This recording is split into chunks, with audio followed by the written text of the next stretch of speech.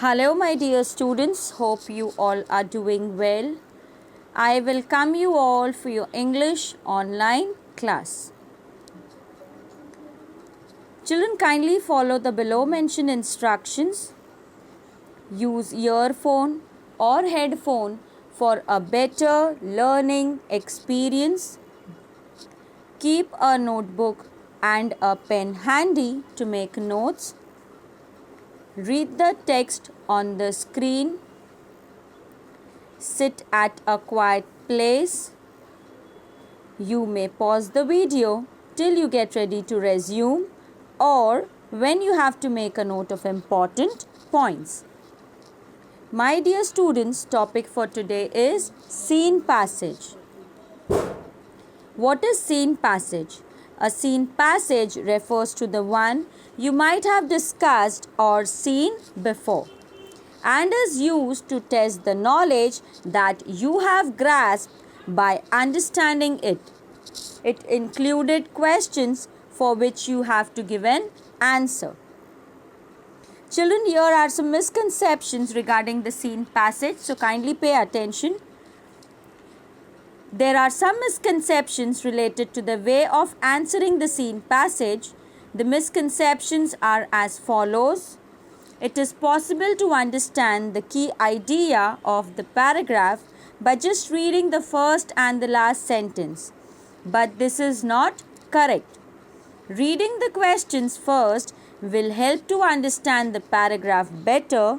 This is also not always true because it is not possible for a person to remember all the questions. Also, the questions are sometimes indirect in nature. The order of the questions is not always in accordance with the progression of the paragraph. It is advisable to avoid these misconceptions in order to get better insights about the passage. Children, here are some important points to solve scene passage. Read the passage moderately. What is moderately? It is neither too fast nor too slow. Get involved with the paragraph to understand it.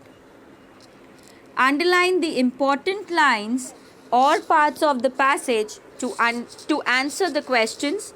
It will also help to understand the main idea of the passage or the tone or mood of the author. Try to translate a complex line in an easy one in your own words and your own language. This will help you in analyzing the main idea of the paragraph and seeking the cause and effects of the passage. Underline or mark the keywords. These will help you discover the logical connections in the passage and help in understanding it better. Try to understand some certain unfamiliar words by reading the line thoroughly. The theme of the line will make you understand the meaning of the words. Look back at the paragraph when in doubt. Read the questions and all the alternative provided and choose the most appropriate one. Children, here are one small tip. Okay, every time you read something, do not ignore an unknown word to find its meaning immediately. This will help you a lot to learn new words, but don't forget to use them in your day-to-day conversation whenever possible. In this way, keep working on your vocabulary without stopping. So children, this was a small tip and you have to follow it. Okay? So let's practice one scene passage. Kindly pay attention while I am reading the passage for you. The young crow had fallen from its nest and was fluttering about on the road, in danger of being crushed by a cart or a tonga or seized by a cat. When I picked it up and brought it home, it was in a sorry condition, beak gapping and head dropping, and we did not expect it to live. but grandfather and I did not expect it to live. But grandfather and I did our best to bring it round. We fed it by prising its beak gently open with a pencil, pushing in a little bread and milk, and then removing the pencil to allow it to swallow. We varied this diet with occasional doses of grandmother's homemade plum wine, and as a result, the young crow was soon on the road to recovery. He was offered, but he did not take it. Instead, he made himself at home in the house. Grandmother, Aunt Mabel, and even some of grandfather's pets objected. But there was no way of getting rid of the bird. He took over the administration of the house. We were not sure that he was a male, but we called him Caesar. Before long, Caesar was joining us at meal times, besides finding his own grubs or beetles in the garden. He danced about on the dining table and gave us no peace until he had been given his small bowl of meat and soup and vegetables. He was always restless, fidgeting about, investigating things. He would hop across a table to empty a matchbox of its content, or rip the daily paper to shreds, or overturn a vase of flowers, or tug at the tail of one of the dogs. That crow will be the ruin of us, grumbled grandmother, picking marigolds off the carpet. Can't you keep him in a cage? We did try keeping Caesar in cage, but he was so angry and objected with such fierce cawing and flapping that it was better for our nerves and peace of mind to give him the run of the house. He did not show any inclination to join the other crows in the banyan tree. Grandfather said this was because he was really a jungle crow, a raven of sorts, and probably felt a little contemptuous of very ordinary carrion crows. But it seemed to me that Caesar, having grown used to living with humans on equal terms, had become snobbish and did not wish to mix with his own kind. He would even squabble with Harold the hornbill. Perching on top of Harold's cage, he would peck at the big bird's feet, whereupon Harold would swear and scold and try to catch Caesar through the bars. So children, here we end our passage. I've already given you the explanation of this. So let's discuss the question and answer. Okay.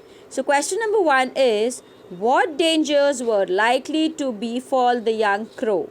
So the answer is there on the first paragraph itself. What was the danger?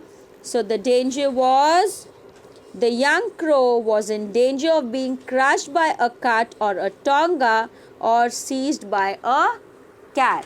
Alright children? Okay. Question number 2 is, who were the other members of the author's family living in the same house? So who were they, children? So the answer is, the other members of the author's family living in the same house were his grandfather, his grandmother, and Aunt Mabel. Okay. Now question number 3.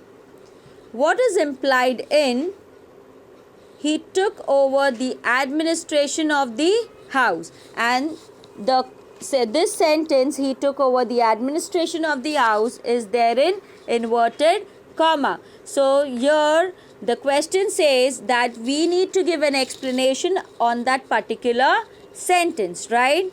So the answer is, he took over the administration of the house means that he did whatever he wanted to and made new rules in the house.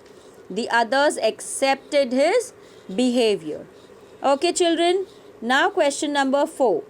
write antonyms for the following words. What is antonyms? Antonyms is opposite.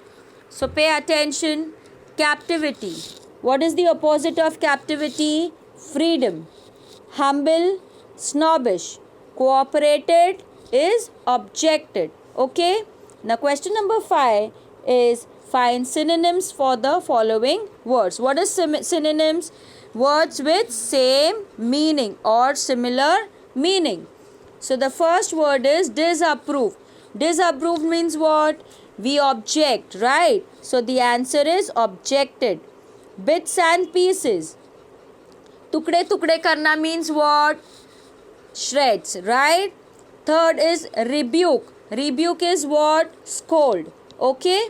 Question number 6 is he pointed to the boy and a little girl crouching behind the stove. Identify and write the preposition for the given sentence. So there are 2 preposition children in this sentence. So you have to write the answer like to, comma, behind and a big dash and write the answer as preposition. When there is a question to underline the preposition, you have to underline it properly. When there is a question to identify and write, you need to identify and write, children. You understand? Okay. Now, question number 7 is personal response question. Okay. So, using your imagination, write how the other pets in the house could have objected to Caesar living in the house. So this is a personal response question. So each student will be having a different response, right? So as I am giving answers for this passage, my personal response is, kindly pay attention. The other pets in the house could have objected in various ways. The dogs whose tail Caesar pulled could wait till Caesar was eating his food in a special bowl kept on the table. Then they could jump on the table and upset the bowl. They could pounce on Caesar and pull his tail. Harold the hornbill could try to catch the Caesar's legs through the bars. He could try to pull out Caesar's feathers. He could scold him in bird language. Maybe he could fill his big beak with water and try to get Caesar wet. Okay, children. So here we end with the question and answer. So now this is your home assignment. This you need to write it in your English notebook. So read the below mentioned passage carefully and answer the following questions. Children, pay attention here. In time, Caesar learned to talk a little, as ravens sometimes do, in a cracked, throaty voice. He would sit for hours outside the window, banging on the glass with his beak and calling, "Hello, hello." He seemed to recognize the click of the gate when I came home from school and would come to the door with a hop, skip and jump, saying, "Hello, hello." I had also taught him to sit on my arm and say, "Kiss, kiss," while he placed his head gently against my mouth. On one of Aunt Mabel's visits, Caesar alighted on her arm and cackled, "Kiss, kiss." Aunt Mabel was delighted and possibly flattered and leant forward for a kiss. But Caesar's attention shifted to my aunt's gleaming spectacles, and thrusting at them with his beak, he knocked them off. Aunt Mabel never was a success with the pets. Pet or pest? Grandmother insisted that Caesar was a pest. In spite of his engaging habits, if he had restricted his activities to our own house, it would not have been so bad. But he took to visiting neighboring houses and stealing pens and pencils, hair ribbons, combs, keys, shuttlecocks, toothbrushes, and false teeth. He was especially fond of toothbrushes and made a collection of them on top of the cupboard in my room. Most of the neighbors were represented in our house by a toothbrush. Toothbrush sales went up that year. So did grandmother's blood pressure. Caesar spied on children going into the baniya's shop and often managed to snatch sweets from them as they came out. Clothes pegs fascinated him. Neighbors would return from the bazaar to find their washing lying in the mud and no signs of the pegs. These two found their way to the top of my cupboard. It was Caesar's gardening activities that finally led to disaster. He was helping himself to our neighbor's beans when a stick was flung at him, breaking his leg. I carried the unfortunate bird home, and grandfather and I washed and bandaged his leg as best we could, but it would not mend. Caesar hung his head and no longer talked. He grew weaker day by day, refusing to eat. An occasional sip of grandmother's homemade wine was all that kept him going. One morning I found him dead on the sofa, his legs stiff in the air. Poor Caesar. His antisocial habits had led to his early end. I dug a shallow grave in the garden and buried him there, along with all the toothbrushes and clothes pegs he had taken so much trouble to collect. So the passage ends here. Children, you need to write the question and answer in your English notebook. Kindly pay attention while I am reading the questions for you. Question number 1. Guess how Caesar learned to say hello, hello. Question number 2. What is meant by Aunt Mabel never was a success with pets? Can you think of the reasons why it was so? What is implied in the following sentence? Most of the neighbors were represented in our house by a toothbrush. Question number 4. What actions of the author show that he loved Caesar? Question number 5. Write antonyms for the following words: dull, deep, frequent. Question number 6. Write synonyms for the following words: attracted, nuisance, mishap. So children, here we end with the questions. So now the main objective of our lecture. What is the main objective of our lecture? We all want to speak English excellently. So hence we have adopted two activities. One is spoon feeding and other is quite challenging. So what is spoon feeding? Teacher gives words, teacher gives meaning. You just need to frame sentences in your own words. Activity 2 is quite challenging. You need to find words, you need to search meaning for it and then frame sentences in your own words. But believe you me children, once you are following this activity very sincerely, you are no way far in speaking English excellently. Okay, so let's discuss the words children. Insisted. What is insisted? Insisted means demand something forcefully. Snatch means grab. Occasional means rare or irregular.